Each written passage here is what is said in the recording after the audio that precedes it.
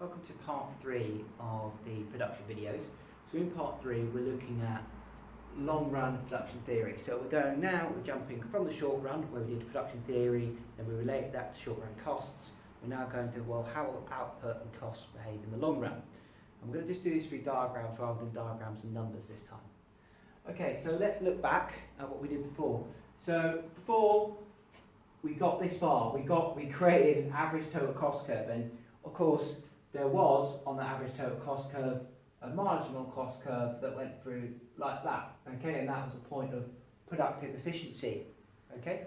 Now that's productive efficiency in the short run, so that's called short run productive efficiency, SRPE, okay, so short run productive efficiency.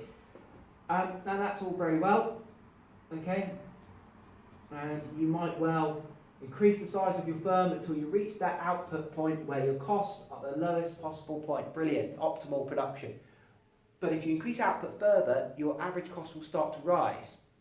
Now you might not want that to happen. So what we need to do is we need to overcome the diminishing returns that we suffer in the short run because of that fixed factor and go into the long run. So to do that, the fixed factor, that piece of machinery all the way from part 1, must become variable. I.e. we add an extra piece of machinery. And if this fixed factor is now variable, that means all factors are variable, which is the definition of long run. So the definition of long run is where all factors are variable, and that's where we are, because we're adding more machinery and we're adding more workers, more materials, more of everything. There's no fixed factor now to cause that diminishing marginal returns, which would take us up that curve there. We're not going to do that. Okay, and I should add that was what we called it in the short run, ATC, but now we're talking about the context of long run. We're going to relabel that ATC SRATC, so short run ATC. So what happens? I get to this point in my factory, I think, oh, my costs are going to rise, so I buy an extra piece of machinery. And when I buy that extra piece of machinery, I spend an extra £100 on a new piece of machinery, so my costs are going to shoot up, aren't they? So costs are actually going to shoot back up again. But as I utilise that fixed factor and by adding more variable inputs and increasing my output, my average costs will come down, okay, like that. And what I get is the same curve again. So that's fixed factor 1, this is fixed factor 2, which is variable because there's more than one. Okay, 1 to 2, but I get to this point again, got the same problem. So I add another fixed factor, that's fixed factor 3. So this is my short run average cost curve 1, short run average cost curve 2, short run average cost curve 3. And I keep doing that, I keep adding those factors. Now, if I take all the points of short run productive efficiency, like that, and I draw a line, I should get my long run average cost curve.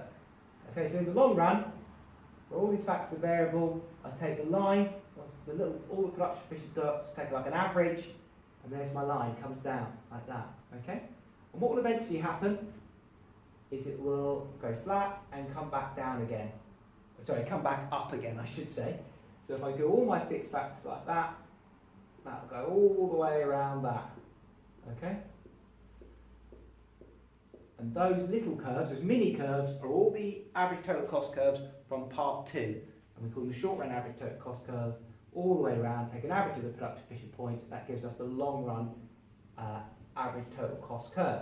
Now, let me explain that by taking away all those short runs, okay, to make it a little bit simpler, so I can explain why it goes down, flattens out, and then goes up again, okay? So let's use this diagram here. So what we're getting, as we come down here, with our mini short run curves, creating an average long run curve, we get what's called increasing returns to scale. And that's where, as we increase our inputs, and that's all inputs, so the whole scale of production, okay, there's no fixed factor, as we increase all of our inputs, we get a greater proportional output, thanks to what we see up here, okay?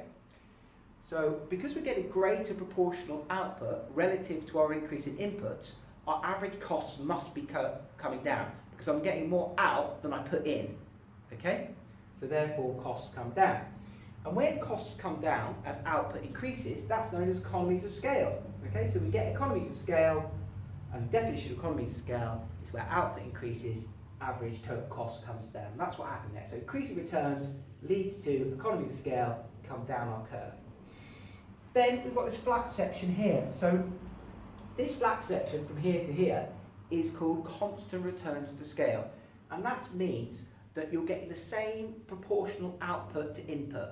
So for every one input, I'm getting the same proportional output. So all of my inputs added, I get the same proportional output, which means costs will stay level. My average fixed costs, sorry, not average fixed, average total costs in the long run will not go up or down, okay? Because there's a balance between inputs and outputs. So that stays flat.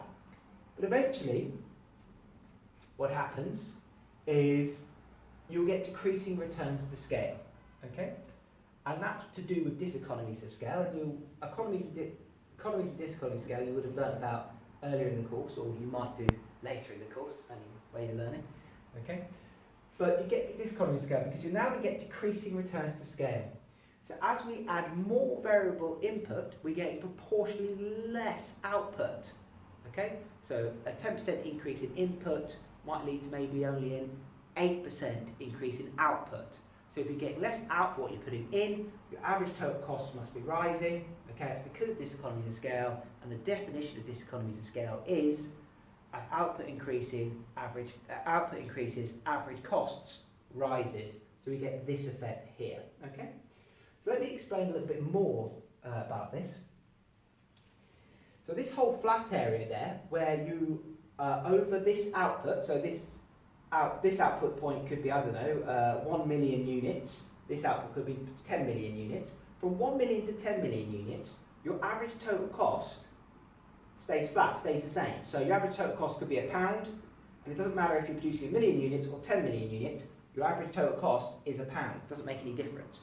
So therefore, any point along here is what we call long-run productive efficiency. It's not short run, long run. So that's your productive efficient point, any point along here.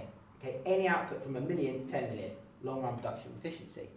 Now, what is this MES business here? MES, minimum efficiency scale, and that's very important. Okay, MES is the lowest output by which you can reach the lowest average cost. So the lowest average cost is £1.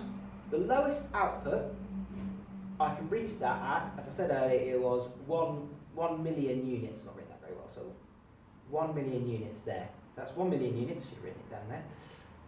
It's the lowest output by which I can reach the lowest average cost. So that's the smallest size my business, my firm can be to be as efficient as it can be. It can still be that efficient at 10 million units, okay? But if it goes over 10 million, it becomes less efficient. If it goes under 1 million units, it becomes less efficient. So this is the most efficient point, okay?